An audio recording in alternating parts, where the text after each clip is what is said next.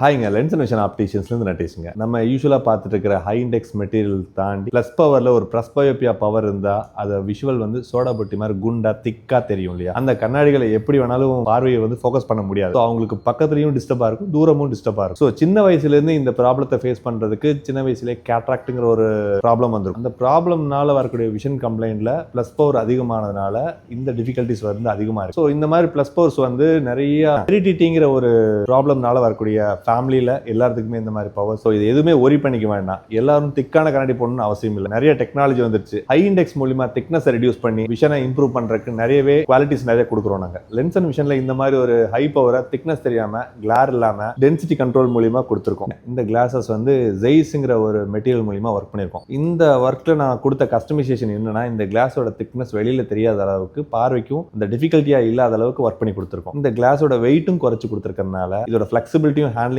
ஃப்ரீயா இருக்கும். இதோட திக்னஸோட ஃபிளாட் சர்ஃபேஸ் ஃப்ரண்ட்ல பார்க்கும்போது உங்களுக்கு தெரியும் பாருங்க. மயோபியா வந்து சென்டர்ல தின்னாவும் சைடு திக்காவும் இருக்கும். ஆனா இந்த பிரஸ்பயோபியா என்னன்னா எட்ஜ் தின்னாவும் சென்டர்ல திக்காவும் இருக்கும். இந்த ஹெவியான மெட்டீரியல்ஸ் வந்து கண்ணோடைய திக்னஸ் அதிகமா காமிச்சு டிரான்ஸ்பரன்சி அப்படியே இல்லாம பண்ணிடுது. நம்ம கொடுத்த இந்த கோல்ட் கோட் மூலியமா இந்த விஷனை இன்னும் இம்ப்ரூவ் பண்றதுக்கான கிளாரிட்டி அதிகமா கொடுத்துருக்கோம். உங்களுக்கும் இந்த மாதிரி ஸ்பெக்டிகல் போட்டுக்கிற யாராவது உங்க ஃப்ரெண்ட்ஸ், நைபர்ஸ் அல்லது உங்க கூடவே ஒர்க் பண்ணிட்டு இருக்கிறவங்களோ படிச்சுட்டு இருக்கிறவங்களோ இருந்தாங்கன்னா இந்த ஸ்பெக்டிகளோட ஹெவியான திக்னஸை மாத்துறதுக்கு லென்ஸ் அண்ட் விஷனை ஷேர் பண்ணுங்க. மறக்காம சப்ஸ்கிரைப் அண்ட் ஃபாலோ பண்ணிக்கோங்க.